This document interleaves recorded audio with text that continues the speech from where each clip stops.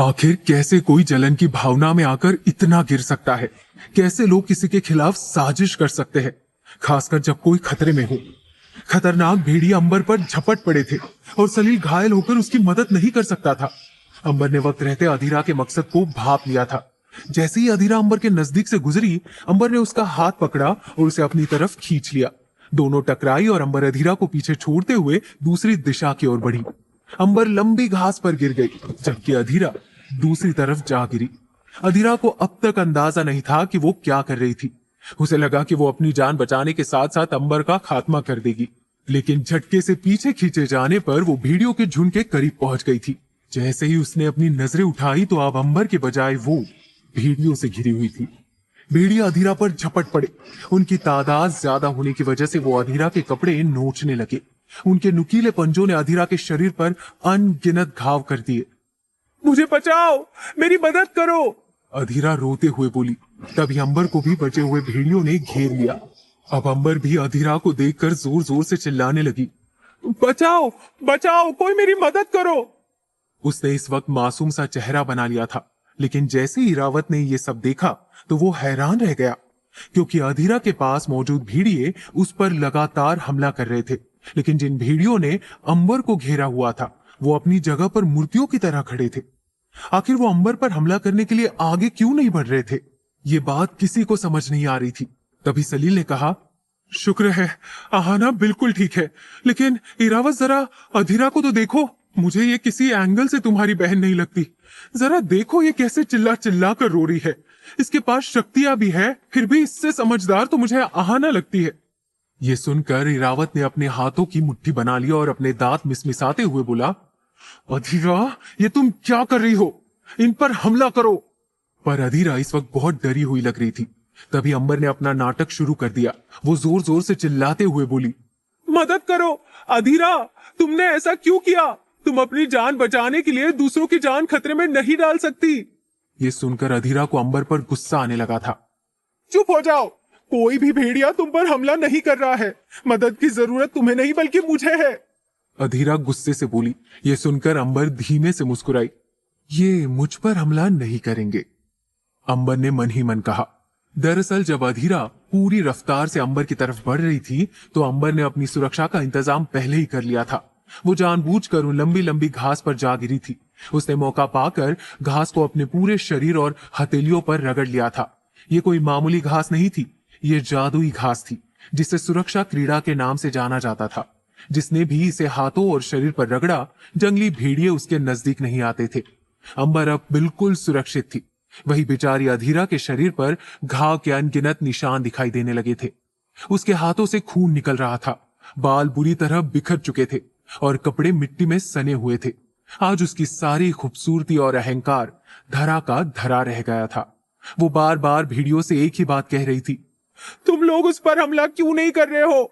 मैं ही क्यों? आखिर मैं ही क्यों? इस वक्त भी वो खुद को बचाने से ज्यादा अंबर पर ध्यान दे रही थी। तभी पार्थ और तोवी वहां पहुंच गए। पार्थ ने पलक झपकते ही उन सभी भेड़ियों को धूल चटा दी और उनमें से कुछ डर कर भाग गए। तभी सलील अंबर के पास आया और उसे जमीन से उठाते हुए बोला, अब तुम बिल्कुल सुरक्षित हो, सब भाग गए हैं, अब तुम्हें कोई खतरा नहीं है। ये सुनकर अंबर ने कहा, शुक्र है मैं जिंदा हूं, मुझे तो लगा था आज मैं मर ही जाऊंगी। वही रावत ने अधीरा को जमीन से उठाते हुए कहा, अब चुप भी हो जाओ। ये सुनकर अधीरा गुस्से से इरावत की तरफ देखने लगी और रोते हुए बोली, ये कोई मामूली गांव की लड़की नहीं है, इसे जादू आता है।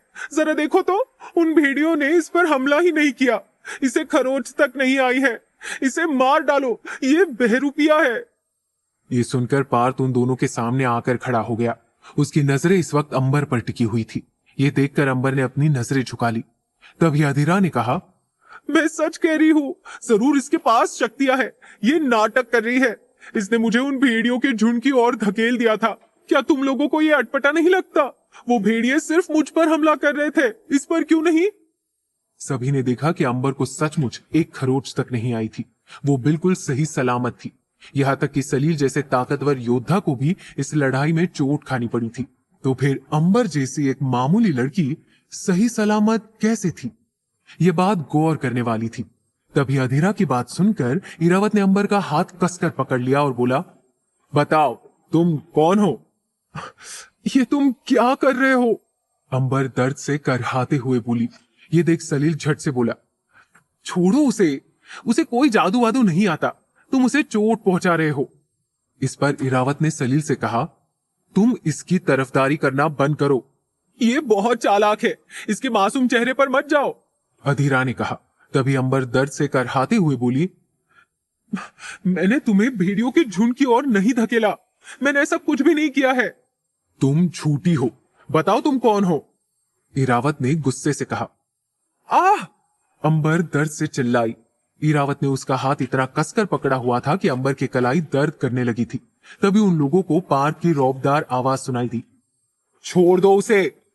जैसे ही अंबर ने वो आवाज सुनी, उसकी दिल की धड़कनें तेज हो गई। इरावत इस वक्त हैरानी से पार्क की तरफ देख रहा था। सलील ने कहा, सुना नहीं तुमने? पार्थ ने क्या कहा? छोड़ो उसे, वो निर्दोष है। पार्थ की बात सुनकर इरावत ने अंबर का हाथ झटक दिया और गुस्से में कुछ कदम पीछे हट गया। तुम ठीक तो हो ना? सलील ने अंबर से पूछा। पार्थ, तुम्हें इस पर शक नहीं है? जरा सोचो, भेड़ियों ने सिर्फ अधीरा पर ही हमला क्यों किया? इस लड़की की किस्मत इतनी अच्छी तो नहीं हो सकती कि वो खूंखार भेड़िए इसे यूं ही छोड़ दे। ये सुनकर पार्थ ने कहा, इसकी किस्मत सचमुच अच्छी थी। क्या कहा तुमने? इरावत हैरानी से बोला। तभी पार्थ ने सबको समझाते हुए कहा, आहाना के शरीर से जादुई घास की खुशबू आ रही है।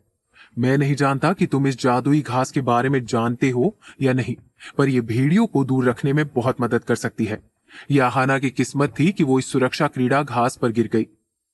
इसके बाद तो भी उस जगह आकर खड़ा हो गया जहां अधीरा और अंबर के रास्ते टकराए थे।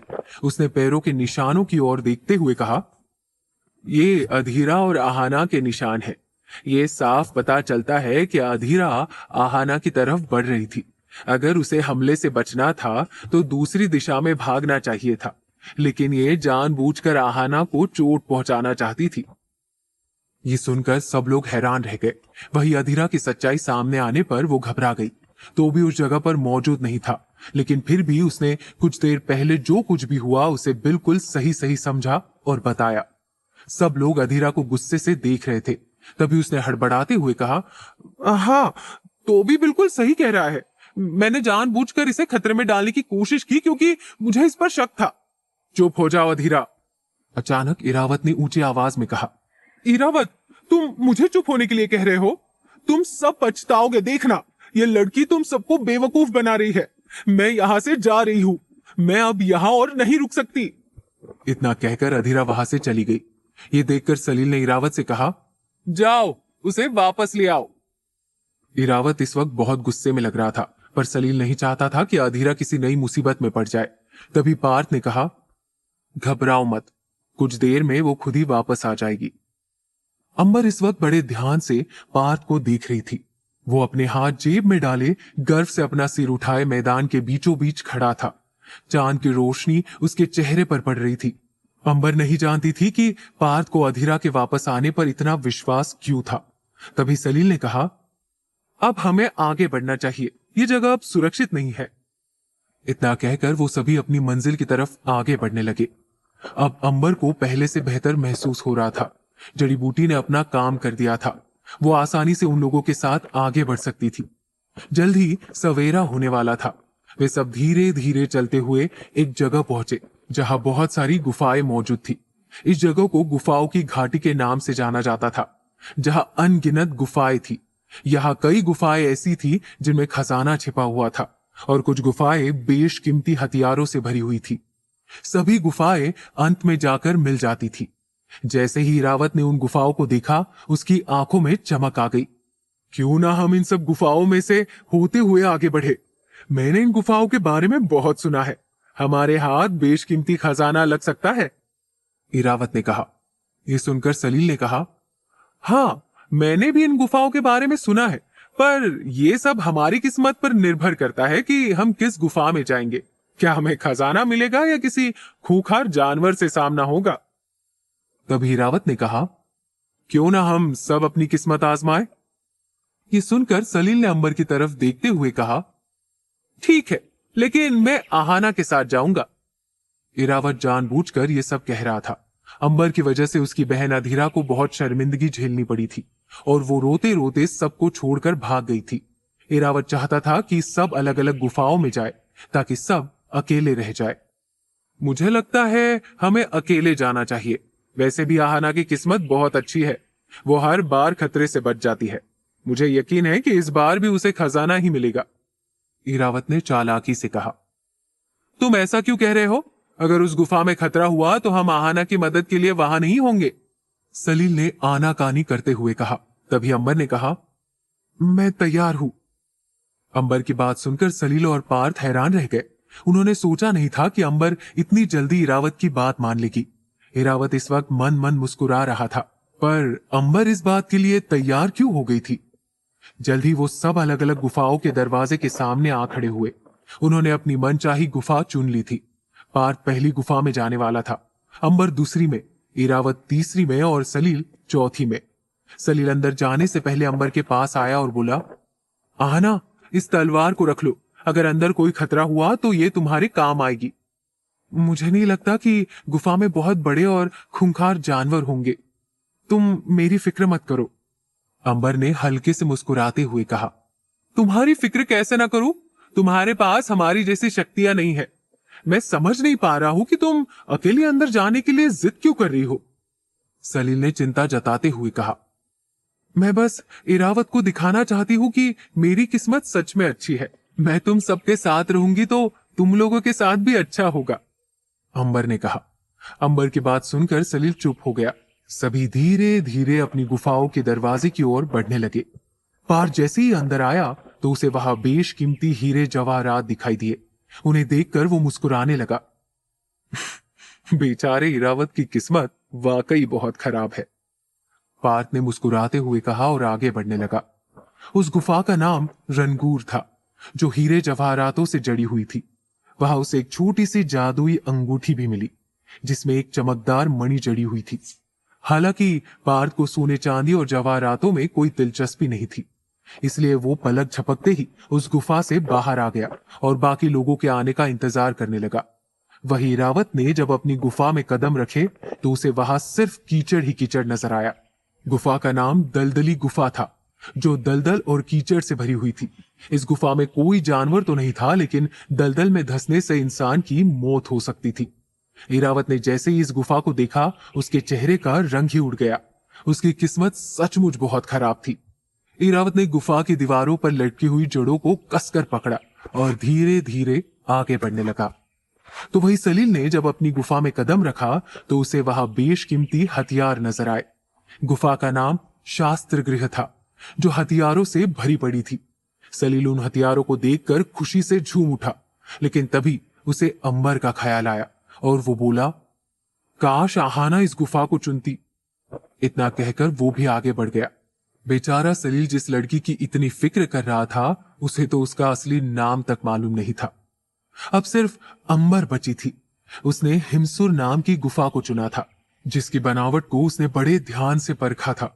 जैसे ही उसने गुफा में कदम रखा तो उसका शरीर ठंडा पड़ने लगा। जैसा मैंने सोचा था, ये गुफा बर्फीली है, अंबर ने खुद से बात करते हुए कहा। गुफा की दीवारों पर बड़े बड़े बर्फीले शूले लटक रहे थे। मुझे नहीं लगता कि यहाँ कोई जानवर मौजूद होगा। इतना कहकर अंबर आगे बढ़ने लगी। कुछ दूरी पर आगे बढ़ने के बाद अचानक उसे किसी जानवर के दहाड़ने की आवाज सुनाई दी।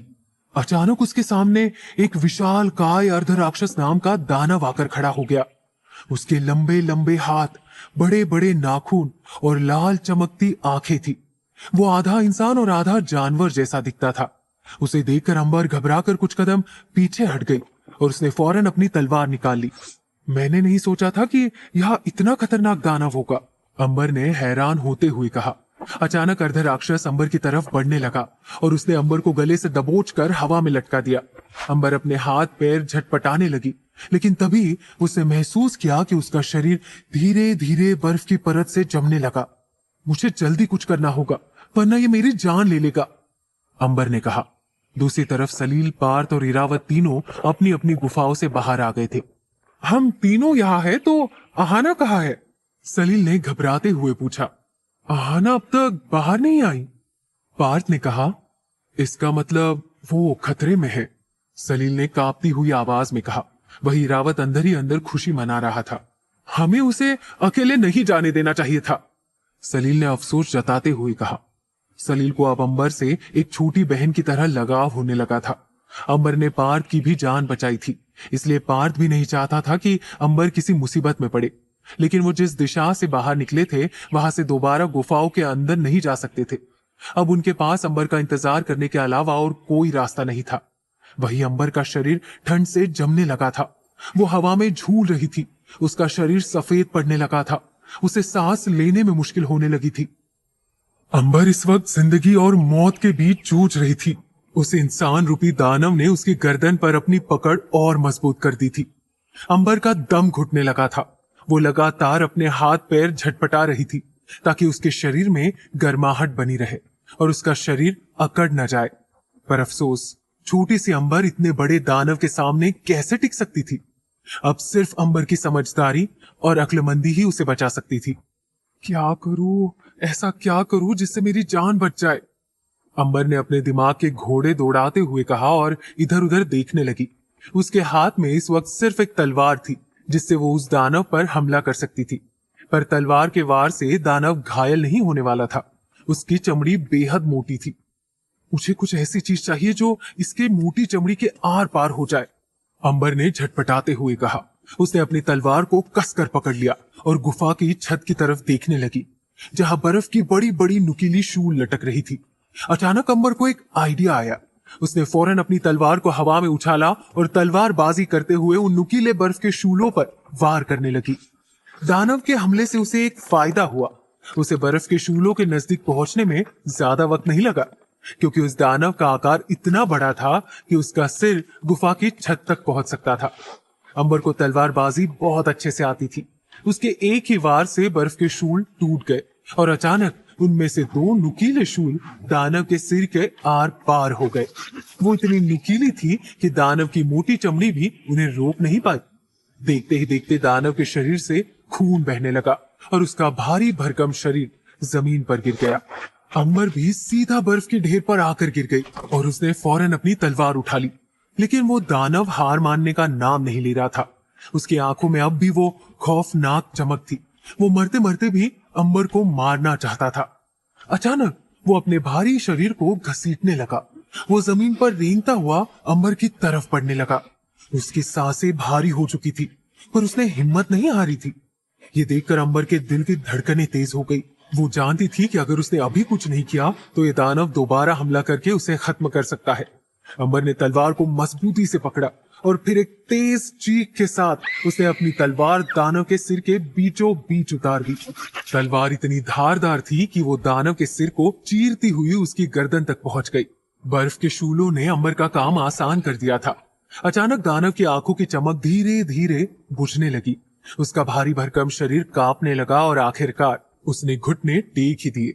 अब उसकी सांसें थम चुकी थी। ये देख अंबर ने गहरी सांस ली, तलवार को दानव के सिर से बाहर निकाला और गुफा से बाहर जाने के रास्ते की ओर देखने लगी। अंबर ने एक बार फिर साबित कर दिया था कि वो अपनी शक्तियों के बिना भी लड़ सकती है।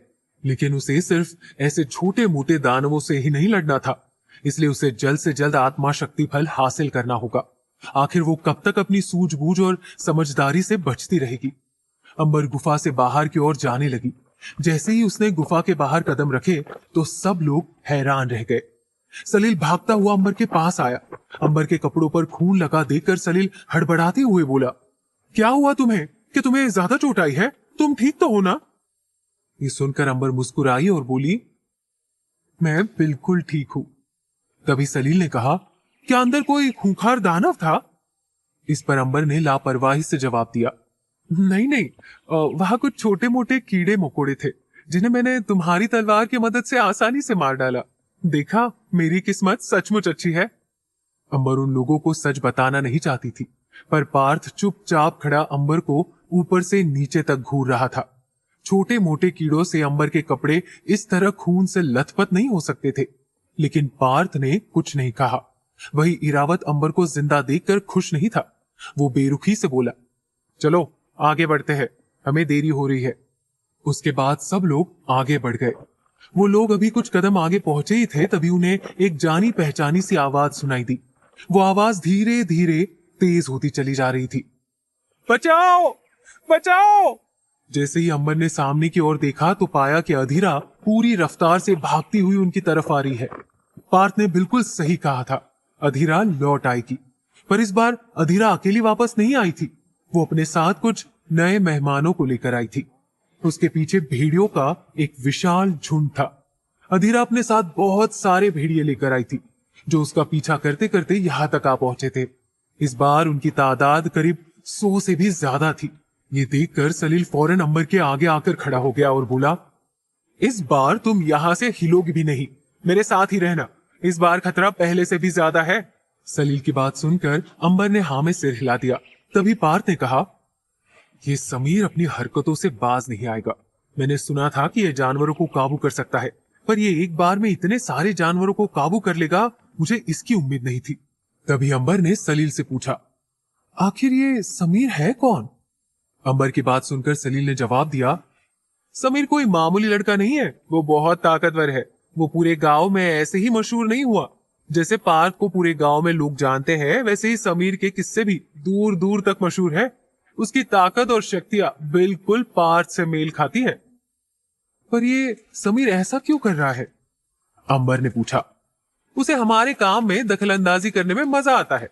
जब भी हम किसी मिशन के लिए आगे बढ़ते हैं, वो उसमें कोई ना कोई अड़चन डालने की कोशिश जरूर करता है। अब आत्मा शक्ति फल को ही ले लो, उसे इसकी जरूरत नहीं है, पर वो जानबूझकर हमारे रास्ते में रुकावट पैदा कर रहा है। आत्मा शक्ति फल का नाम सुनकर अंबर मन ही मन बोली, उस फल की जरूरत मुझे सबसे ज्यादा है, और ये समीर भी मुझे उसे पाने से नहीं रोक सकता। तभी सलील अंबर को समझाते हुए बोला, अंबर, अगर गलती से भी तुम्हारा सामना समीर से हो तो उससे दूर ही रहना। वो बहुत बुरा है। वो आसानी से लोगों के दिमाग पर काबू पा सकता है। शहर की कई लड़कियां उसे पसंद करती है, क्योंकि वो आसानी से लोगों के दिमाग को कंट्रोल कर लेता है। मैं नहीं चाहता कि वो तुम्हें नुकसान पहुंचाए, इसलिए तुम चौकन्नी रहना। सलील की बात सुनकर अंबर ने फौरन हाँ में सिर हिला दिया। तभी पार्थ ने कहा, चलो आगे बढ़ते हैं। ये सुनकर अंबर दंग रह गई और अपनी बड़ी बड़ी आंखों से पार्थ की तरफ देखने लगी। वो खूंखार भेड़िए तादाद में बहुत ज्यादा थे और पार्थ और उसके साथियों की तरफ बढ़ रहे थे। उल्टे पांव भागने के बजाय पार्थ उन्हीं की दिशा में जाने के लिए कह रहा था। अंबर को देखकर सलील के चेहरे पर मुस्कान आई और वो बोला, फिक्र मत करो, पार्थ जो भी करता है सोच समझ कर करता है।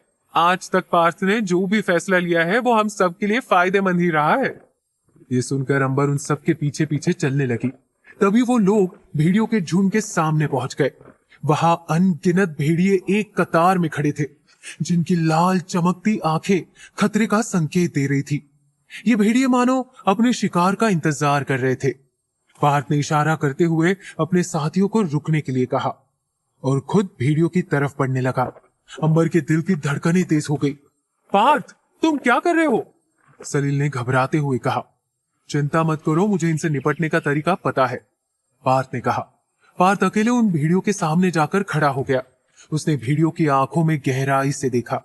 उसकी आंखों में एक रहस्य छिपा था, जैसे वो उन भेड़ियों को जाल में फंसाने के लिए तैयार था। उसने जमीन पर एक लकीर खींची और जादुई मंत्र बोलना शुरू किया। हर बार मंत्र बोलने के साथ उसकी आंखों का रंग सुर्ख लाल पड़ने लगा। ऐसा लग रहा था जैसे वो उन जानवरों पर नियंत्रण पाने की कोशिश कर रहा हो। क्या तुम सच में इन पर नियंत्रण पा सकते हो? इरावत ने चौंकते हुए कहा। देखो और सीखो, पार्थ ने कहा। देखते ही देखते उन सभी भेड़ियों की आंखें पहले जैसी हो गई और फिर वे वही लौट गए जहां से आए थे। सब लोग भेड़ियों का सामना करने के लिए तैयार हो रहे थे, लेकिन उन्हें मेहनत करने की जरूरत ही नहीं पड़ी। पार्थ ने चुटकियों में मुश्किल को हल कर लिया था। वाह पार्थ, तुमने तो कमाल कर दिया, सलील ने कहा।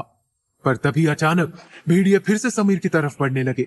समीर को जैसे ही इस बात की भनक लगी, उसने फौरन अपनी आंखें खोली और किसी शेर की तरह दहाड़ते हुए बोला, तुमने मेरे काबू किए जानवरों को मेरी कैद से तो छुड़वा दिया, पर मैं तुम्हें वो आत्मा शक्ति फल पाने नहीं दूंगा।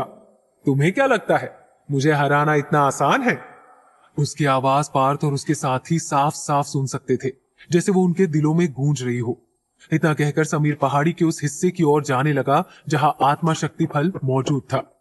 पार्थ, ये हमसे पहले आत्मा शक्ति फल तक पहुंच जाएगा। सलील ने परेशान होकर कहा। उसकी आंखों में चिंता की लकीर थी। जाने दो उसे, ये हमें हमारी मंजिल तक पहुंचने में मदद कर रहा है, पार्थ ने मुस्कुराते हुए कहा। उसकी मुस्कान में एक रहस्य छिपा था। हर बार समीर को मुंह की खानी पड़ती थी, लेकिन फिर भी वो अपनी हरकतों से बाज नहीं आता था।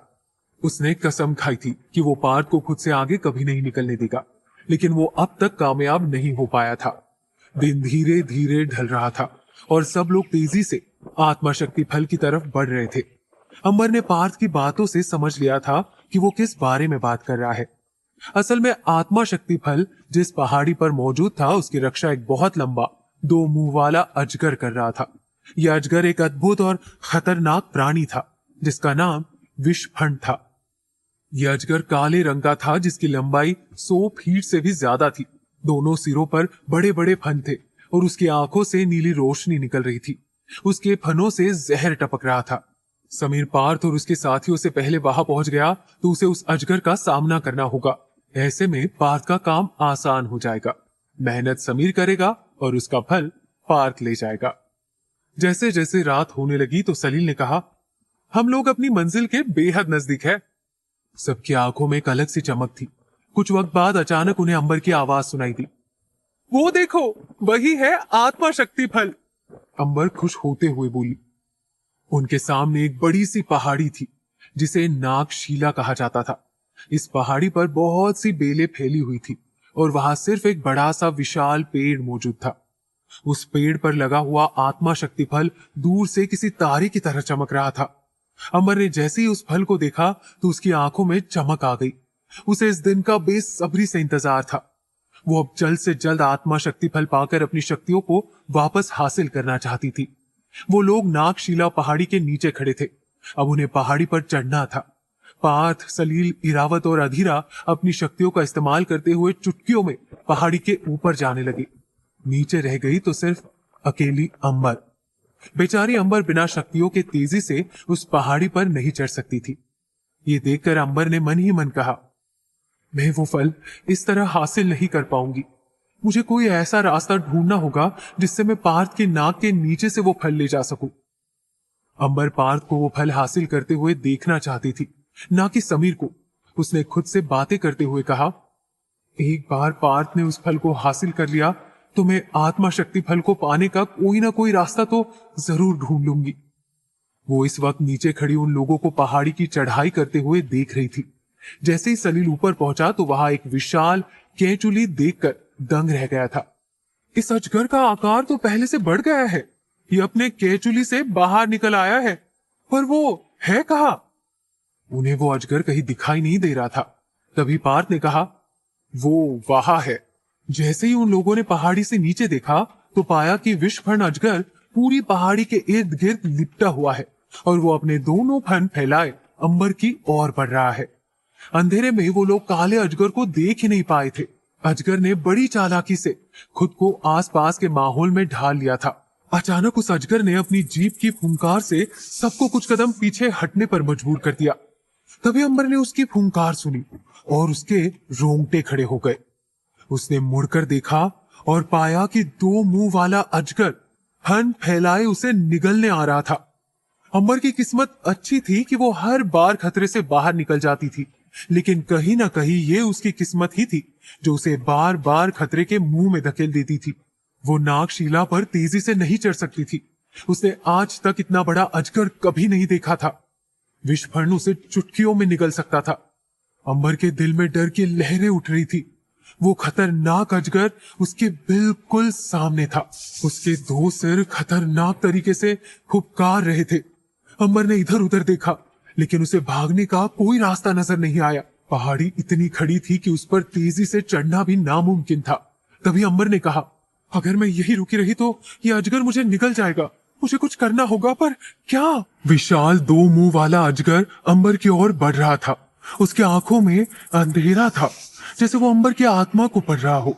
जमीन पर उसके कदमों की गड़गड़ाहट, उसके गले से निकलती डरावनी आवाज किसी डरावने सपने से कम नहीं थी।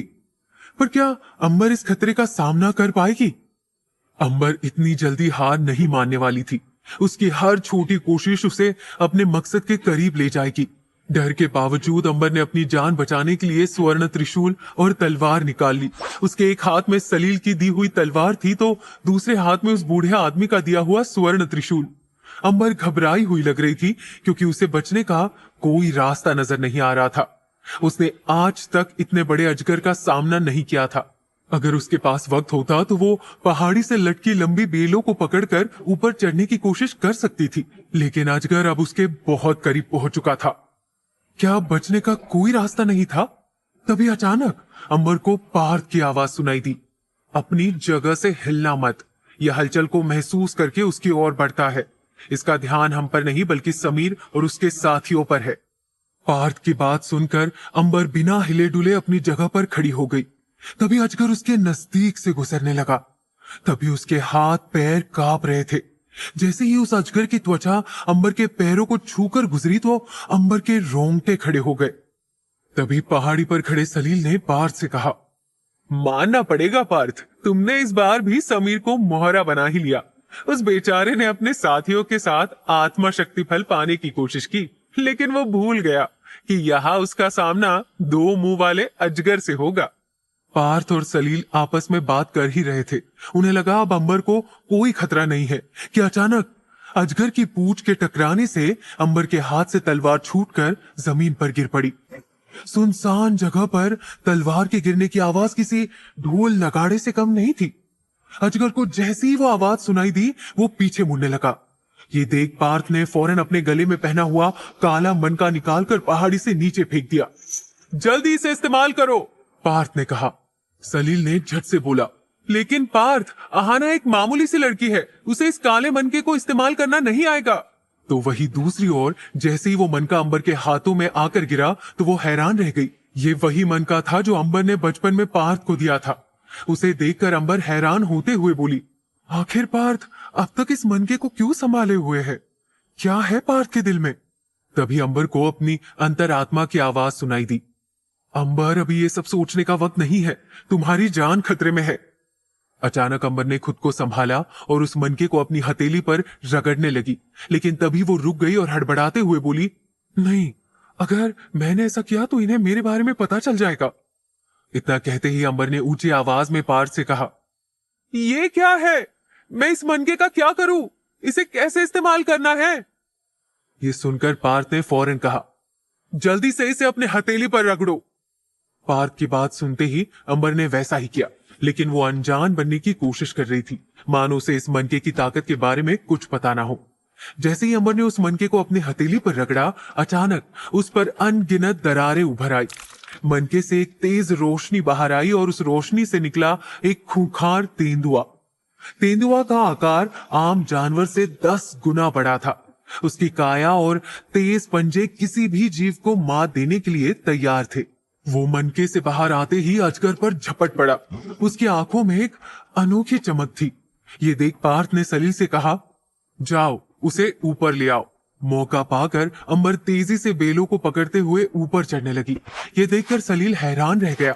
एक आम गांव की लड़की इतनी खड़ी पहाड़ी पर कैसे चढ़ सकती थी? अंबर ने आधे से ज्यादा रास्ता पार कर लिया, जबकि दूसरी ओर तेंदुआ और अजगर आपस में लड़ रहे थे। अजगर ने अपनी लंबी पूंछ से तेंदुए को जकड़ने की कोशिश की। तभी पार्थ ने अपनी उंगली के इशारे से तेंदुए को समीर और उसके साथियों के पीछे जाने के लिए कहा। तेंदुए को देख अजगर उसके पीछे पीछे चल पड़ा और देखते ही देखते सलील की मदद से अंबर पहाड़ी के ऊपर पहुंच गई। अचानक सलील ने कहा, तुम्हें पहाड़ियों पर चढ़ना भी आता है? ये सुनकर अंबर ने कहा, हाँ, मैं गांव में अक्सर माँ के साथ जड़ी बूटियां तोड़ने जाती थी ना, ये सब मैंने वही सीखा। अब अंबर अपने मकसद के बेहद करीब थी। पार्थ भी हैरान था, लेकिन उसका ध्यान इस वक्त आत्मा शक्ति फल पर था। जैसे ही वो लोग बढ़ते गए, वो एक विशाल पेड़ के पास पहुंच गए। ये पेड़ रात की गहराई में किसी चमकीले तारे की तरह दमक रहा था। उसकी शाखाएं और पत्ते एक साथ मिलकर एक अद्भुत छटा बिखेर रहे थे और उनमें एक अनोखा सफेद फूल खिल रहा था। उस फूल के बीच में एक सुंदर फल लटक रहा था, जो चमकदार क्रिस्टल की तरह प्रतीत हो रहा था। पार्थ ने देखा कि आत्मा शक्ति फल को हासिल करने का यही सही समय था।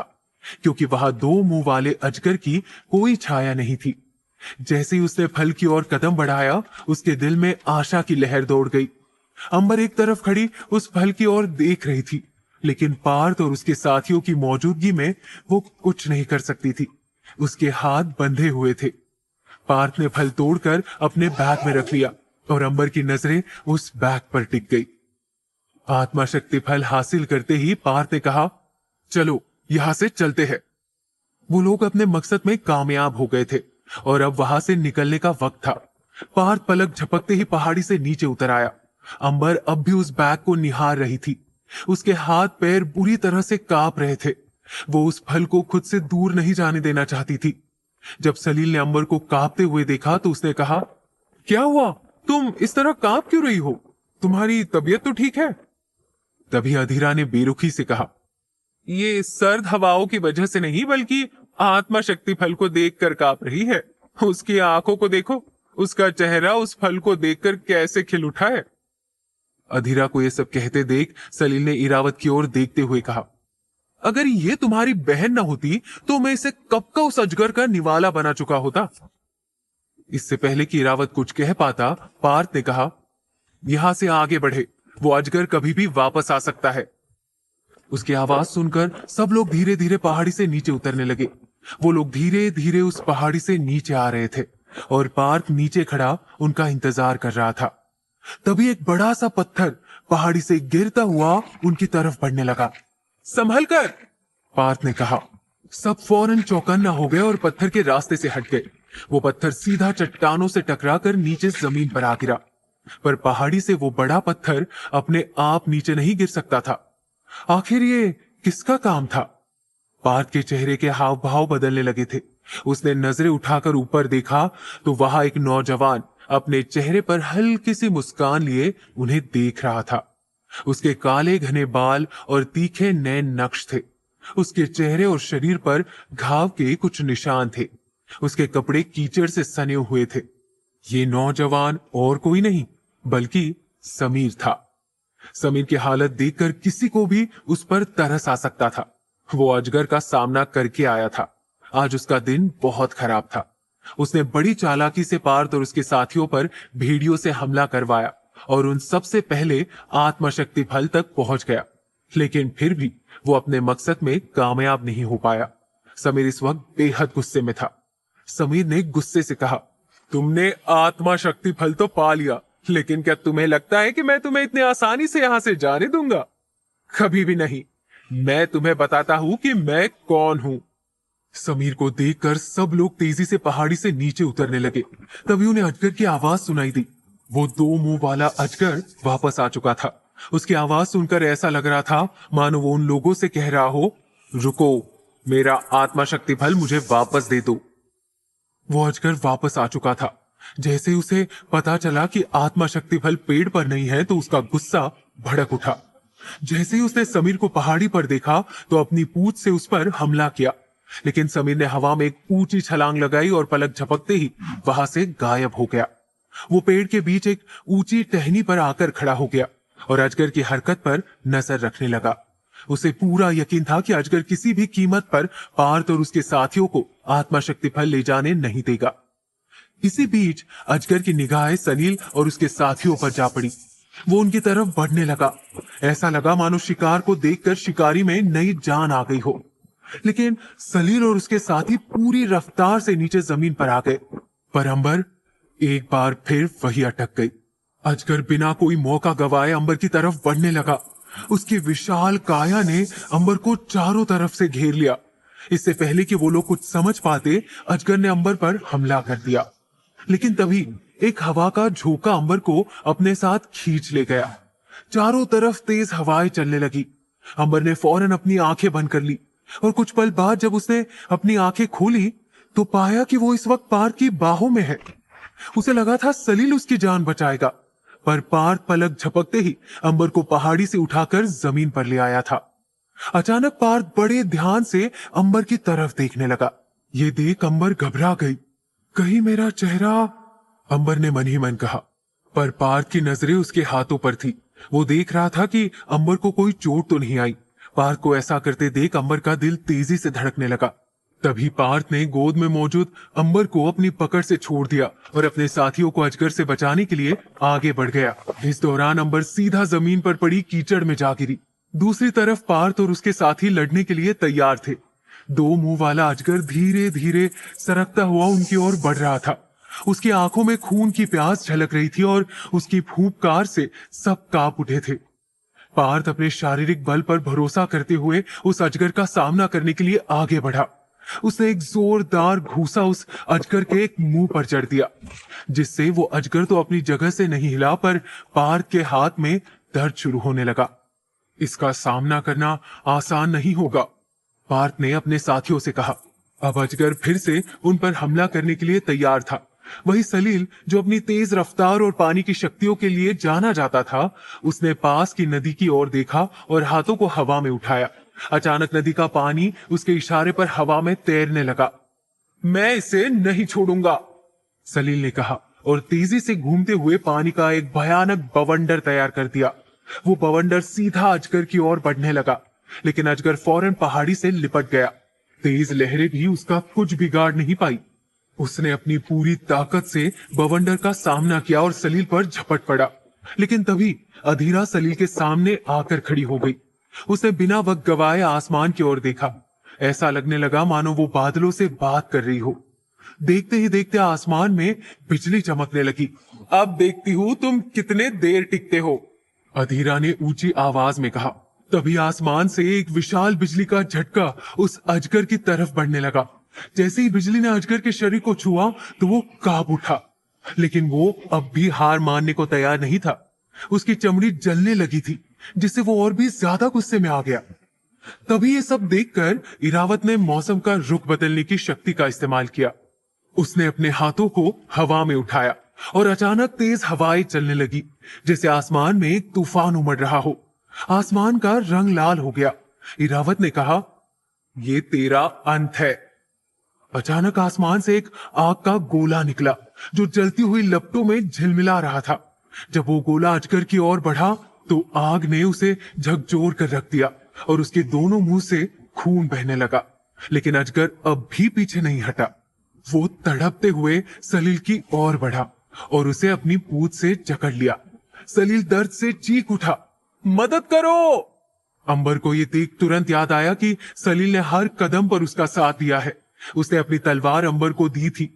ये सब सोचते हुए अंबर फौरन सलील की मदद करने के लिए आगे बढ़ी। ये देख अधीरा ने हंसते हुए कहा, तुम मारोगी इस अजगर को? क्यों खुद ही मौत के मुंह में जाना चाहती हो? सलील ने कहा, नहीं आहाना, यहां मत आना। पर अंबर ने किसी की नहीं सुनी। वो अचानक तलवार लेकर अजगर की पूंछ की तरफ दौड़ पड़ी। तलवार को उठाते हुए उसने पूरी ताकत से अजगर पर वार किया और तभी कुछ ऐसा हुआ जिसकी किसी को उम्मीद नहीं थी। अंबर ने एक ही वार में अजगर की पूंछ को उसके धड़ से अलग कर दिया। अजगर तुरंत दर्द से तड़पते हुए जमीन पर गिर पड़ा। अंबर ने सलील को बचा तो लिया, पर सब लोग उसकी तलवारबाजी देखकर हैरान रह गए थे। ये देखकर अधीरा ने गुस्से से कहा, इसे तलवारबाजी भी आती है? ये कोई मामूली लड़की नहीं है। ये सुनकर अंबर ने बेरुखी से जवाब दिया, मुझ पर शक मत करो, ये मैंने बचपन में अपने बाबा से सीखी थी। हर कोई तुम्हारी तरह मन में छल लेकर नहीं घूमता। अंबर का ये पलट जवाब सुनकर सभी लोग दंग रह गए। तभी सलील ने अंबर का साथ देते हुए कहा, यह बिल्कुल सही कह रही है। गांव के लोग अक्सर अपनी जान बचाने और जानवरों से बचने के लिए हथियार चलाना सीखते हैं। इसमें कोई बुरी बात नहीं है।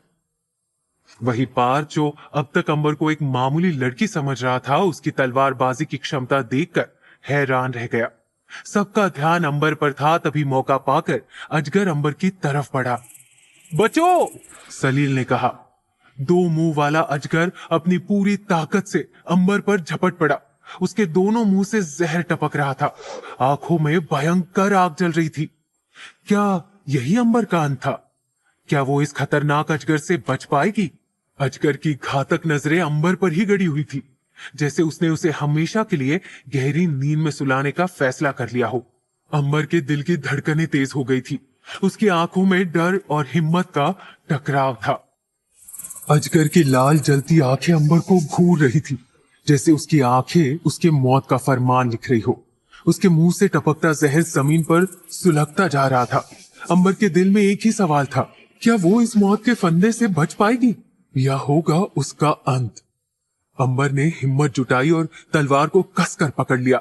उसने मन ही मन कहा, तुम क्या मुझे कोई भी चीज या दानव अब अपनी मंजिल तक पहुंचने से नहीं रोक सकता। उसने पूरी ताकत से अजगर पर हमला कर दिया। पलक झपकते ही तलवार अजगर के सिर के बीचों बीच धसी और उसने उसके शरीर को दो हिस्सों में बांट दिया। अजगर की फूंकार अब धीरे धीरे बंद हो गई और उसका शरीर जमीन पर गिर गया। सलील की तलवार चमक रही थी। ऐसा लग रहा था मानो एक और दानव का अंत कर वो और शक्तिशाली हो गई हो। वही अधीरा से ये सब देखा नहीं गया। उसने सलील को घूरते हुए कहा, क्या तुम लोगों को अब भी लगता है कि ये कोई गांव की मामूली लड़की है? इरावत को भी अंबर पर शक हो रहा था, लेकिन पार्थ आगे आया और उन लोगों को समझाते हुए बोला, यह अजगर 99% घायल हो चुका था। हमारे हमलों ने इसे बुरी तरह से जख्मी कर दिया था, इसलिए आहाना को इसे मारने में मुश्किल नहीं हुई। लेकिन अधीरा बोली और चुप पड़ गई। वो जानती थी कि कोई अंबर पर शक नहीं करेगा, इसलिए बेवजह पार्थ की नजरों में बुरा बनकर उसे कोई फायदा नहीं होगा। इसलिए उसने ठान लिया कि वो अंबर का सच सबके सामने ला कर रहेगी। तो वही समीर छुप कर ये सब देख रहा था। उसके चेहरे पर हैरानी साफ झलक रही थी। उसने एक नजर अंबर की तरफ देखा और कहा, ये लड़की कौन है? आखिर पार्थ ने इस मामूली सी दिखने वाली लड़की को क्यों बचाया? इसका इस लड़की से क्या लेना देना हो सकता है? अब हमें यहां से आगे बढ़ना चाहिए, पार्थ ने कहा। अजगर मर चुका था और अब उन्हें किसी का डर नहीं था। सब लोग आगे बढ़ने लगे। अंबर अब पूरी तरह कीचड़ में सनी हुई थी। उसने अपने चेहरे से कीचड़ साफ किया और आगे बढ़ने लगी। लेकिन तभी अधीरा ने उसके नजदीक आकर कहा, तुम्हारी सच्चाई ज्यादा देर तक छुपी नहीं रहेगी। अधीरा के चेहरे पर अब भी गुस्सा साफ नजर आ रहा था। समीर उन दोनों को बड़े ध्यान से देख रहा था। समीर ने खुद से बात करते हुए कहा, आखिर अधीरा को एक मामूली सी लड़की से जलन क्यों हो रही है? समीर की नजरें अंबर को ऊपर से नीचे तक जांच रही थी। उसे अंबर में कोई खासियत नजर नहीं आ रही थी। ना उसके नैन नक्श सुंदर थे, ना ही उसका पहनावा खास था, और ना ही उसके पास कोई शक्तियां थी। फिर भला पार्थ उसे क्यों बचाएगा?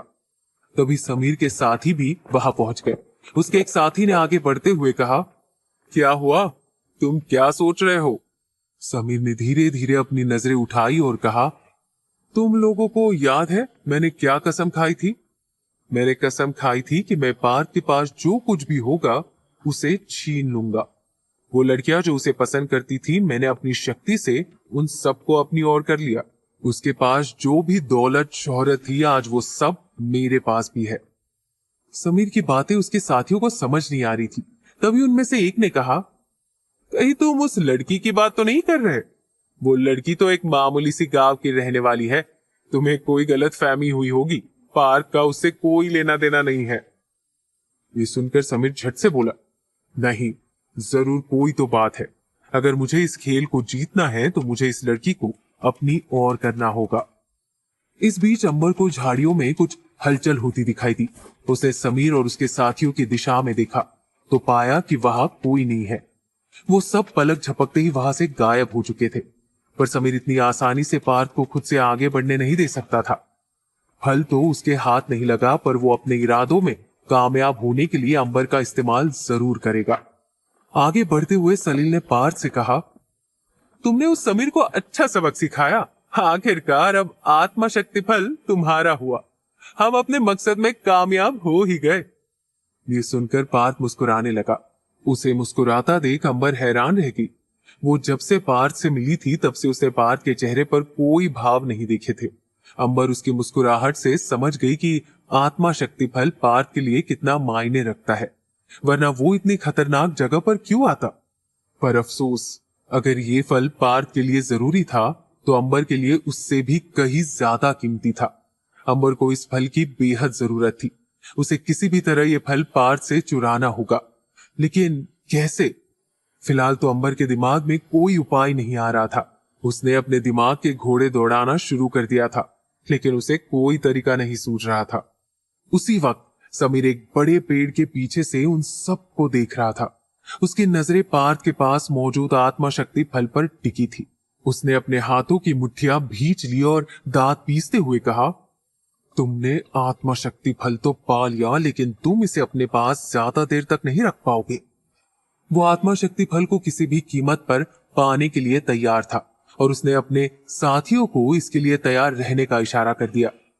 पार्थ इस सब से अनजान था। उसके साथियों ने मिलकर एक खतरनाक अजगर को मार गिराया था और अब वो आत्मा शक्ति फल के साथ अपने सफर को खत्म करने की सोच रहा था। अंबर के मन में कई सवाल थे, लेकिन उसने अपने मन को शांत किया और पार्थ के इरादों को भांपने की कोशिश करने लगी। अभी उन सबके सामने एक और बड़ी चुनौती थी, समीर और उसके साथियों से निपटना। कहीं ना कहीं पार्थ को अंदाजा था कि समीर हार नहीं मानेगा। उसने खुद से बात करते हुए कहा, यह लड़ाई अब भी खत्म नहीं हुई है। वही अंबर खुद को आने वाली चुनौतियों के लिए तैयार कर रही थी। वो जानती थी कि उसे पार्थ से आत्मा शक्ति फल चुराने के लिए कुछ अलग करना होगा। वो जानती थी कि उसके पास वक्त कम है और खतरा ज्यादा। उसी वक्त दूसरी ओर इन लोगों पर छुपकर नजर रखने वाले समीर ने एक चाल चलने की ठानी। उसके चेहरे पर एक शैतानी मुस्कान थी। उसने अपने साथियों को इशारा किया और धीरे धीरे वो पार्थ और उसके साथियों का पीछा करने लगे। अब बस कुछ ही पलों में इस महायुद्ध का नया अध्याय शुरू होने वाला था। अंबर और उसके साथी आत्मा शक्ति फल पाने के बाद वापस लौटने लगे थे, लेकिन इस बार उनकी राह में एक नया खतरा खड़ा था। पहाड़ी से समीर ने जो पत्थर गिराए थे, उनसे उनका पुराना रास्ता पूरी तरह बंद हो चुका था। अब उन्हें एक अनजान और खतरनाक रास्ते से होकर गुजरना होगा। हमें दूसरे रास्ते पर आगे बढ़ना होगा, नए खतरे के लिए तैयार रहना, पार्थ ने अपने साथियों से कहा। सबने हाँ में अपना सिर हिला दिया और आगे बढ़ने लगे। जैसे ही वो कुछ दूरी पर पहुंचे तो अचानक गर्मी की लहरें उनके चारों ओर घिरने लगी। ठंडी हवाओं की जगह अब गर्म जलती हुई लू ने ले ली थी। अंबर के साथ साथ सभी के माथे और शरीर से पसीना बहने लगा। वो एक अजीब सी बेचैनी महसूस कर रहे थे। इस बीच अधीरा ने मुस्कुराते हुए अपनी जैकेट उतार दी, जैसे कि वो इस पल का इंतजार कर रही हो।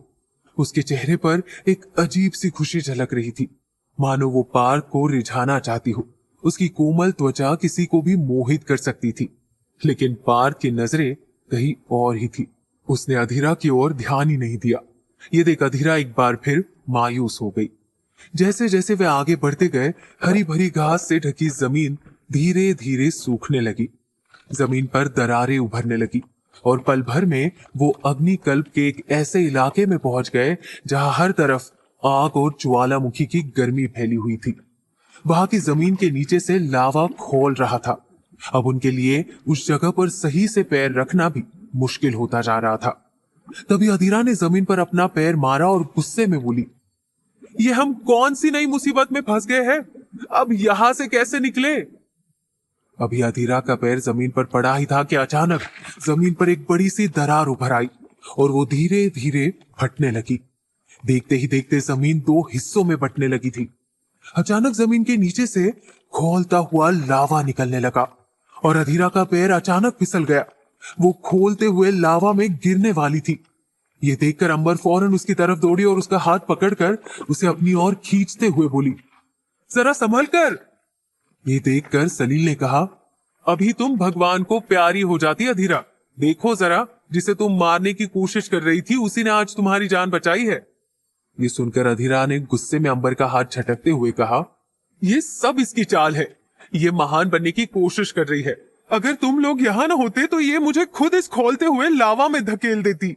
अधीरा की बात सुनकर सलील ने माथे पर हाथ रख लिया। तभी पार्थ ने कहा, हमारे पास बहस का वक्त नहीं है, चलो आगे बढ़ते हैं। जैसे ही वो आगे बढ़े तो तापमान भी तेजी से बढ़ता गया। उन्हें ऐसा महसूस हो रहा था जैसे वो लोग किसी भट्टी के नजदीक से गुजर रहे हो। गर्म लू ने उनकी हालत और खराब कर दी थी। देखते ही देखते कुछ वक्त बाद वो लोग एक बड़े खुले मैदान के पास पहुंचे, जहां चारों तरफ गहरी दरारें थी और सामने एक विशाल काय दरवाजा हवा में झूल रहा था। उस दरवाजे के पार जाने के अलावा उनके पास और कोई रास्ता नहीं था। पार्थ ने उस दरवाजे की ओर इशारा करते हुए कहा, हमें उस दरवाजे तक पहुंचना होगा। मैंने इसके बारे में किताबों में पढ़ा था। ये दरवाजा आग सेतु कहलाता है और यही हमें इस खतरे से बाहर निकाल सकता है। ये सुनकर अधीरा फौरन उस दरवाजे की तरफ भागने लगी, लेकिन तभी अंबर ने अधीरा को रोकते हुए कहा, रुक जाओ, वहां तक पहुंचना इतना आसान नहीं है। अधीरा ने अपने कदम आगे बढ़ा ही थे कि अचानक जमीन के नीचे से तेज गर्म हवा के फव्वारे फूट पड़े। ये देखकर सलील ने हैरानी से कहा, यहाँ आगे बढ़ने में खतरा है, हमें हर कदम सोच समझ कर रखना होगा। सब लोग परेशान थे, लेकिन अंबर की नजरें उन फव्वारों पर टिकी थी, मानो वो उनके समय को समझने की कोशिश कर रही हो।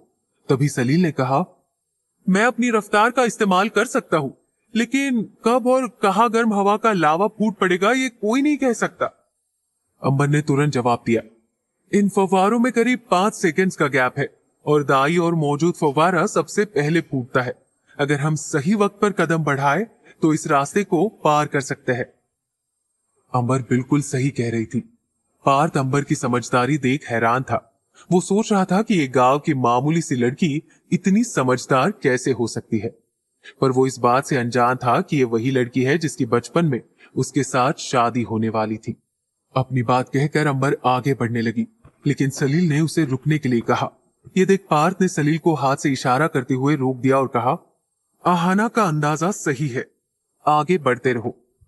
सबने जैसे ही कुछ कदम आगे बढ़ाए उनके पीछे मौजूद लावा फूट पड़ा, लेकिन अंबर की बहादुरी और समझदारी ने उन्हें बचा लिया। पलक झपकते ही वो सभी आग सेतु के सामने आकर खड़े हो गए, पर उनके पीछे मौजूद जमीन अधीरा की एक गलती की वजह से फटती जा रही थी। धीरे धीरे उस पूरी जमीन पर लावा अपने पैर पसारने वाला था। आग सेतु दरवाजा बेहद विशाल और रहस्यमयी था। उस पर कई रहस्यमयी आकृतियां बनी हुई थी, जो शायद उनके आने वाले सफर का संकेत था। वो लोग धरती फटने और उसके ज्वाला निकलने से पहले दरवाजे तक पहुंच तो गए थे, पर उन्हें दरवाजे पे लगे बड़े से ताले को खोलने के लिए उसकी चाबी ढूंढनी थी। अब दरवाजे पर लटका हुआ ताला जैसे उनके रास्ते की सबसे बड़ी चुनौती बन गया था। ताला इतना बड़ा था कि उसकी मजबूती को देखकर कोई भी डर जाए। तभी पार्थ ने ताले को ध्यान से देखा, फिर उसकी नजर दरवाजे पर उकेरे गए अजीबोगरीब नक्काशी पर पड़ी। वो जानता था कि इस दरवाजे को आम चाबी से नहीं खोला जा सकता। तभी अंबर ने उसकी ओर देखा। उसकी आंखों में विश्वास और उम्मीद की चमक थी। ये ताला सिर्फ चाबी से नहीं खुलेगा, ये एक पहेली है जिसे हल करना होगा, पार्थ ने धीरे से कहा। ये सुनकर अंबर ने सिर हिलाया और दोनों ने दरवाजे पर बनी आकृतियों को गौर से देखना शुरू किया। वो धीरे धीरे दरवाजे पर बनी रेखाओं को जोड़ने लगे, मानो वो किसी पुराने रहस्य को उजागर कर रहे हो। जैसे ही अंतिम रेखा जुड़ी, ताले में एक हल्की सी खट की आवाज आई और वो ताला अपनी जगह से खिसक गया। अचानक दरवाजा धीरे धीरे करके आवाज करते हुए खुलने लगा। ताला खुलते ही सबके चेहरे खिल उठे। वो सब दरवाजे की दूसरी ओर जाने लगे। अचानक उनके पीछे मौजूद जमीन तेजी से फटने लगी। उन सबको जल्द से जल्द दरवाजे की उस पार जाना होगा, वरना सब खत्म हो जाएगा। सब तेजी से आगे बढ़ने लगे, लेकिन इस बीच अधीरा ने एक चाल चली। वो दरवाजे की दूसरी ओर पहुंचते ही अचानक वापस पीछे मुड़ने लगी। तो वही जब अंबर ने अपने कदम आगे बढ़ाए तो अधीरा ने उसे जोरदार धक्का दिया और ऐसे नाटक किया जैसे उसका बैलेंस बिगड़ गया हो। अचानक अंबर लावा में गिर गई। अंबर के लावा में गिरते ही जैसे पूरी दुनिया थमसी गई। सलील का चिल्लाना, आहाना, अब सिर्फ एक गूंज बनकर रह गया था। उसकी आंखों में दर्द, निराशा और बेबसी साफ दिखाई दे रही थी। वो जिसने अब तक अंबर की हर कदम पर रक्षा की थी, अब उसे अपनी आंखों के सामने खोता देख रहा था। पार्थ भी अंबर की मदद के लिए आगे बढ़ा, पर उसकी पकड़ तक पहुंचने से पहले ही अंबर खौलते हुए लावा में समा गई। चारों ओर सन्नाटा छा गया। वहां बस लावा की गरजती धारा की आवाज सुनाई देने लगी। उसमें बुलबुले फूट रहे थे, मानो जैसे लावा ने अंबर को निगल लिया हो और अब अपनी जीत का जश्न मना रहा हो। अंबर के गिरते ही लावा के छींटे पार्थ, सलील, इरावत और अधीरा पर गिरे और उनके शरीर पर हल्के पड़ गए। दर्द उनके चेहरे पर साफ झलक रहा था, लेकिन वो दर्द भी उस दुख के सामने फीका पड़ गया था जो अंबर के खोने का था। अंबर के सपने, उसकी इच्छाएं सब उस चलती हुई धारा में बह गए। उसके जीवन का एक उद्देश्य आत्मा शक्ति फल पाना था, जो अधीरा की एक गलती से बर्बाद हो गया। गिरते वक्त अंबर की नजरें पार्थ के बैग पर टिकी हुई थी, जिसमें उसकी इतने सालों की मेहनत बंद थी। अंबर ने उसे पाने के लिए कितनी मेहनत की थी और अब सब कुछ खत्म हो गया था। अंबर ने आखिरी वक्त में अपनी आंखें बंद कर ली और खुद को उस खोलते हुए लावे के हवाले कर दिया। यह दृश्य एकदम सीता माता की अग्नि परीक्षा की तरह लग रहा था। रामायण में जब श्री राम ने लंका पर जीत हासिल की और माता सीता को वापस लाने लगे, तब उन्होंने समाज के आरोपों और संदेहों का सामना करने के लिए सीता माता से अग्नि परीक्षा की मांग की। सीता माता ने खुद को अग्नि के हवाले कर दिया, लेकिन अग्निदेव ने उनकी पवित्रता को साबित करने के लिए उन्हें सुरक्षित बाहर निकाल लिया। यह घटना उनके चरित्र की पवित्रता और शक्ति का प्रतीक थी। सीता माता का ये त्याग और साहस हर युग में नारी शक्ति का प्रतीक माना जाता है। अंबर की गिरावट में भी वही अग्नि परीक्षा की छवि दिखाई दे रही थी। अंबर खोलते हुए लावा के अंदर जा चुकी थी।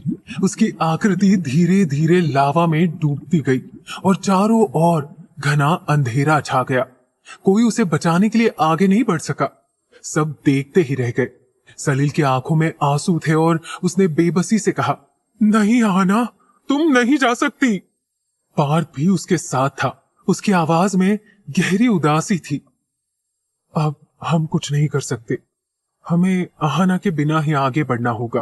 तभी अचानक सलील गुस्से से अधीरा की ओर बढ़ा और बोला, ये सब तुम्हारी गलती है अधीरा, तुमने ये सब जानबूझकर किया है। सलील का चेहरा गुस्से से लाल पड़ता जा रहा था। देखते ही देखते उसके शरीर के सामने एक तेज रोशनी छा गई, जो अधीरा के लिए बहुत नुकसानदायक साबित हो सकती थी। पर तभी पार्थ अधीरा के सामने आकर खड़ा हो गया और बोला, सलील रुक जाओ। हीरावत ने भी कहा, इसमें अधीरा की कोई गलती नहीं है, हम सब एक साथ हैं, हमें एक दूसरे का साथ देना चाहिए, न कि लड़ना चाहिए। पार्थ ने सलील को समझाने की कोशिश करते हुए कहा, सलील हमें आगे बढ़ने की जरूरत है। अगर हम लोग अभी आगे नहीं बढ़े तो ये लावा हमें भी निकल जाएगी। तभी लावा की धारा तेजी से बढ़ने लगी। सब लोग अफसोस बना रहे थे। पार्थ ने कहा, जल्दी करो, चलो यहां से।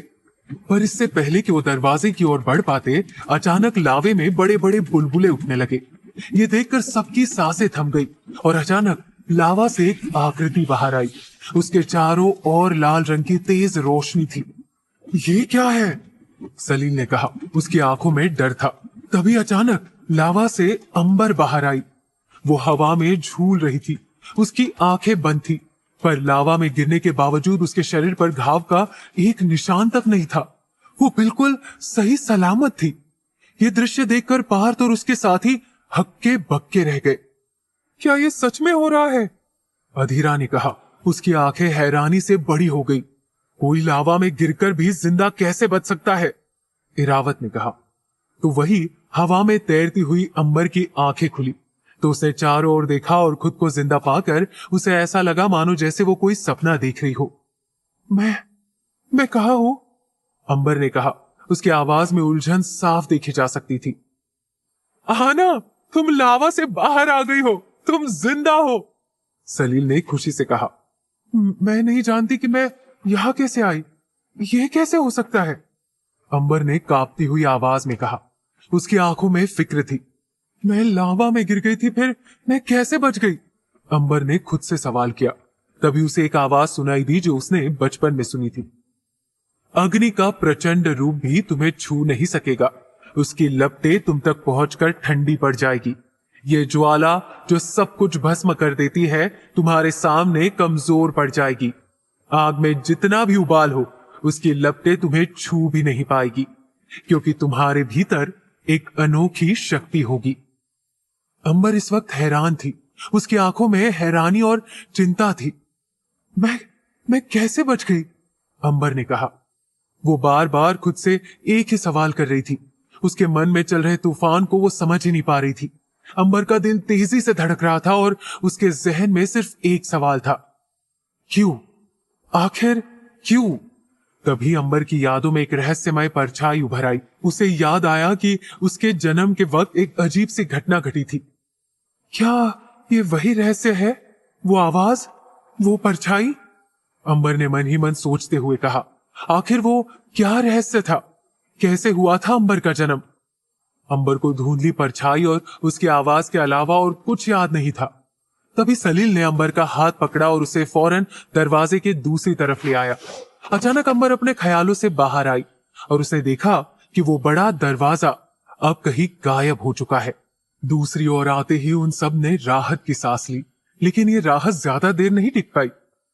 और दरवाजे, अधीरा ने कहा। अब उनके सामने 3 और दरवाजे थे जो हवा में तैर रहे थे। ये 3 दरवाजे, अब हमें इनमें से सही दरवाजा चुनना होगा, इरावत ने कहा। पर किसे चुने, ये तो समझ नहीं आ रहा, अधीरा ने परेशान होकर कहा। वही अंबर ने तीनों दरवाजे को ध्यान से देखा। पहला दरवाजा गहरे नीले रंग की रोशनी से घिरा हुआ था। उसका नाम समय का जाल था। यह दरवाजा कांप रहा था, मानो समय के धागों में उलझा हुआ हो। तो दूसरा दरवाजा सुनहरी रोशनी में चमक रहा था। उस पर लिखा था माया का भ्रम। उसके चारों ओर बारीक धुआं सा तैर रहा था, जो किसी की भी आंखों को धोखा दे सकता था। तो वही तीसरा दरवाजा काले रंग की रोशनी से घिरा हुआ था। उसे निर्वाण का द्वार कहा जाता था। यह दरवाजा स्थिर और ठोस था, मानो अपनी जगह से हिलने का नाम ही नहीं ले रहा था। ये तीनों दरवाजे तो रहस्यमय है, अब क्या करे पार्थ? सलील ने पार्थ से पूछा। तभी अंबर ने अपनी सूझबूझ का इस्तेमाल करते हुए कहा, समय का जाल मुझे बहुत आकर्षक लग रहा था, लेकिन अगर इसके उस पार जाकर हम समय के जाल में फंस गए तो वापस आना मुश्किल होगा। तभी पार्थ ने माया का भ्रम दरवाजे की ओर देखा और कहा, यह दरवाजा हमें धोखा दे सकता है। इसके उस पार भ्रम की दुनिया बसी है। ये सब सुनकर सबने हाँ में अपना सिर हिला दिया और फिर अंबर ने एक नजर निर्वाण के द्वार की तरफ देखा और बोली, ये आखिरी दरवाजा बहुत मामूली और मजबूत लग रहा है। मुझे लगता है हमें इसे ही चुनना चाहिए। तभी पार्थ ने कहा, सही कहा तुमने, हम निर्वाण का द्वार चुनेंगे। यह दरवाजा हमें आगे ले जाएगा, इसमें कोई छलावा या भ्रम नहीं है। उन्होंने निर्वाण का द्वार नामक दरवाजा चुना और जैसे ही उन्होंने उसे पार किया तो एक तेज रोशनी ने उन्हें घेर लिया। पलक झपकते ही वो लोग उस खतरनाक जगह से बाहर आ गए। अब वो लोग खुले आकाश के नीचे खड़े थे। वे जिंदा थे और सुरक्षित भी। पार्थ, तुम्हारी सूझबूझ और आहाना की समझदारी ने हमें बचा लिया, सलील ने कहा। इस पर अंबर मुस्कुराते हुए बोली, कभी कभी रास्ता हमारे सामने होता है, पर हम खतरे को देखकर इतना घबरा जाते हैं कि उससे बाहर निकलने के रास्ते को देख ही नहीं पाते। हम सब आग के उस लावा से डर गए थे, पर अब सब ठीक हो गया है। इसके बाद वो लोग आगे बढ़ गए। देखते ही देखते वो लोग उसी जगह पर वापस आ गए जहां उन्होंने आग जलाकर रात गुजारने का फैसला किया था। हमें आज रात यही रुकना चाहिए, पार्थ ने कहा। हाँ, कल सुबह हम लोग वापस चले जाएंगे, वैसे भी रात बहुत हो चुकी है, सलील बोला। आज सब लोग बहुत खुश थे और थके हुए भी, इसलिए खाना खाने के बाद सोने चले गए। वही अंबर भी मखमली घास पर एक चादर ओढ़े लेट गई और सोने की कोशिश करने लगी। शायद नींद में उसे कोई ऐसा सपना आ जाए जिससे वो आत्मा शक्ति फल हासिल कर सके। लेकिन आंखें बंद करते ही अंबर को अपने सामने आत्मा शक्ति फल दिखाई देने लगा। वो बार बार करवट बदल रही थी। आत्मा शक्ति फल तक पहुंचने के लिए उसने बहुत इंतजार किया था और कड़ी मेहनत भी की थी। उसने अपनी जान पर खेलकर भेड़ियों का सामना किया। आधे इंसान और आधे जानवर जैसे दिखने वाले दानव से मिली। इतने घाव सहे, लेकिन इतनी मेहनत के बाद भी आत्मा शक्ति फल उसके हाथ नहीं लग पाया था। आखिर ऐसा क्या करूं जिससे मुझे वो फल मिल जाए और मैं अपनी शक्तियां वापस पा लूं, अंबर ने मन ही मन कहा। अंबर से अब और नहीं रहा जा रहा था। सब लोग गहरी नींद में सो चुके थे। सिर्फ अंबर ही थी जो बेचैनी की वजह से लगातार करवट बदल रही थी। वो परेशान थी। रात का गहरा अंधेरा चारों ओर फैला हुआ था। अंबर चादर में करवटें बदल रही थी। उसकी आंखों में नींद का नामो निशान नहीं था। उसके मन में आत्मा शक्ति फल को पाने की चिंता थी। वो जानती थी कि इस फल से न सिर्फ वो अपनी शक्तियां वापस पा सकेगी, बल्कि अगर वो कोशिश करे तो अक्षत को भी वापस ला सकती थी। पर इसके लिए तो उसे सफेद मनके की जरूरत पड़ेगी, पर अब वो मनका उस बड़ी मछली के पेट में था। आखिर कैसे पाएगी अंबर आत्मा शक्ति फल को? क्या अक्षत वापस आ सकता था? क्या जादुई दुनिया में ये मुमकिन था? अंबर लगातार सोचे जा रही थी, तभी अचानक एक अनजान हाथ उसकी ओर बढ़ा। उसने अंबर के मुंह पर हाथ रखा ताकि कोई आवाज ना होने पाए।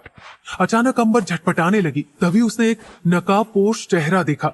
वो कुछ समझ पाती इससे पहले ही उस इंसान ने उसके गले की नसों पर दबाव डाला और उसे चादर में लपेटकर अपने कंधे पर उठा लिया। अंबर ने चिल्लाने की कोशिश की लेकिन उसकी आवाज नहीं निकली। उसने खुद को छुड़ाने की कोशिश की लेकिन चादर में लिपटी होने की वजह से वो हिल भी नहीं पा रही थी। दूसरी तरफ पार्थ और बाकी लोग घोड़े बेचकर सोने में मग्न थे। आखिर कौन था यह इंसान और इस तरह अंबर को कहां ले जा रहा था? देखते ही देखते वो अंबर को एक झरने के नजदीक ले आया। वहीं दूसरी तरफ किसी को अंबर की गैर मौजूदगी का एहसास ही नहीं हुआ।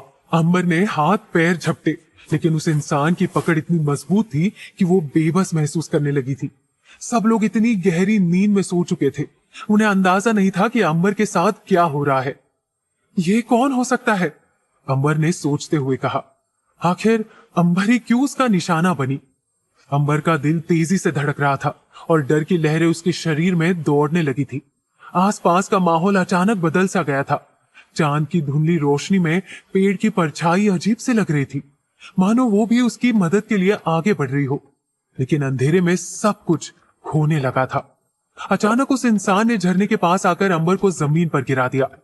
वो लुढ़कते हुए जमीन पर गिरी और चादर से बाहर निकलने की कोशिश करने लगी। उसे अभी जमीन से उठने का मौका मिला ही था कि उसकी नजर सामने खड़े इंसान की चमचमाती आंखों पर पड़ी। अंबर का दिल जोरों से धड़कने लगा। समीर? अंबर ने मन ही मन कहा। अंबर का दिल तेजी से धड़कने लगा था। समीर को देखकर वो दंग रह गई। यही वो इंसान था जिसने उसका अपहरण किया था। अब अंबर की आंखों में कई सवाल थे। क्यों? आखिर क्यों समीर ने ऐसा किया? क्या वो उसे भी दूसरी लड़कियों की तरह अपने जाल में फंसाना चाहता था? क्यों लाया था समीर अंबर को यहां? अंबर के सामने खड़ा इंसान और कोई नहीं बल्कि समीर था। वो हर पल पार्थ और उसके साथियों पर नजर रखे हुए था। उसके चेहरे पर एक बड़ी सी मुस्कान थी, मानो जैसे उसने कोई जंग जीत ली हो। अंबर ने अपने डर को काबू करने की कोशिश की और अनजान बनते हुए समीर से पूछा, तुम कौन हो? मुझे यहां क्यों लाए हो और मुझसे चाहते क्या हो? ये सुनकर समीर ने हंसते हुए कहा, तुम मुझे नहीं जानती। अगर मैं तुम्हें एक मौका दूं तो क्या तुम अपने दिमाग पर जोर डालकर अंदाजा लगाओगी कि मैं कौन हूं? ये सुनकर अंबर झट से बोली, अगर अगर मैं सही अंदाजा लगाऊं तो क्या तुम मुझे जाने दोगे? इस पर समीर ने हंसते हुए कहा, हाँ क्यों नहीं, पर अगर तुमने गलत अंदाजा लगाया तो मैं तुम्हें यही मार डालूंगा। ये सुनकर अंबर ने समीर की आंखों में देखा। वो उससे डरती नहीं थी। उसने समीर की धमकी को नजरअंदाज किया और बोली, तुम ऐसा नहीं कर सकते। क्या तुम्हें मौत का डर नहीं है? समीर अंबर को देखकर हैरान था। रास्ते में अंबर बहुत घबराई हुई थी, लेकिन जब उसे पता चला कि यह हरकत समीर ने की है तो उसका सारा डर गायब हो गया। तभी अंबर ने आंखें घुमाते हुए कहा, अगर तुम्हें मुझे मारना ही होता तो इतनी मेहनत करके मुझे इतनी दूर यहां झरने के पास क्यों लाते? ये सुनकर समीर चुप पड़ गया। समीर ने अंबर की बात पर ध्यान दिया और कहा, तुम अक्लमंद तो हो, इसलिए तो पार तुम्हें दूसरों से अलग मानता है, तभी वो तुम्हें खतरे से बचा रहा था। लेकिन तुम गलती से भी उसके प्यार में मत पड़ जाना। उसका तुम्हारा कोई मेल नहीं है। भले ही तुम अक्लमंद हो, लेकिन रूप रंग में मात खा गई। पार किसी अक्लमंद खूबसूरत लड़की से शादी करेगा, बिल्कुल अंबर जैसी लड़की से। समीर की बात सुनकर अंबर चुप पड़ गई। बेचारी बार बार अपना नाम पार्थ के साथ जुड़ता हुआ देखकर थक चुकी थी और बेवकूफ समीर इस बात से अनजान था कि उसके सामने मौजूद लड़की असल में अंबर ही थी। इससे पहले कि अंबर कुछ पूछ पाती या समीर कुछ कर पाता, अचानक झरने का पानी अपना नियंत्रण खोने लगा। अंबर और समीर दोनों ने एक साथ झरने की ओर देखा। पानी का बहाव तेज हो रहा था और फिर बिना किसी चेतावनी के पानी ने अपना रूप बदलना शुरू कर दिया। देखते ही देखते पानी से बना एक विशाल दानव झरने से बाहर आने लगा। ये कोई साधारण दानव नहीं था, वो पूरी तरह से पानी से बना था, इतना पारदर्शी कि उसके आर पार देखा जा सकता था। उसे देखकर अंबर ने लड़खड़ाती हुई आवाज में कहा, ये क्या है? इस वक्त समीर भी घबराया हुआ था, लेकिन वो इस दानव को जानता था। ये तो जलतासूर है, समीर ने कहा। जलतासूर पानी से पैदा हुआ एक दानव था। उसकी ऊंचाई इतनी थी कि वो आसमान छू सकता था। उसकी हरकतें धीमी लेकिन घातक थी और उसके पैरों से पानी की लहरें निकलकर चारों ओर फैल रही थी। अचानक वो अपने विशालकाय पैरों को झरने से बाहर लाते हुए अंबर और समीर की ओर बढ़ने लगा। उसकी हरकतें इतनी भयानक थी कि जमीन भी उसके कदमों की आहट से कांपने लगी थी। उसकी ताकत का अंदाजा इस बात से लगाया जा सकता था कि वो किसी भी इंसान को पलक झपकते ही अपने अंदर समा सकता है। ये देखकर समीर ने घबराते हुए कहा, रात का वक्त है, इस वक्त हम इसका सामना नहीं कर सकते। ये सुनकर अंबर ने पूछा, तो अब हम क्या करेंगे? तभी वो दानव अंबर को निगलने के लिए उनकी तरफ बढ़ा। क्या होगा अब आगे? स्टोरी कहानी अच्छी लगी हो तो लाइक और सब्सक्राइब करो।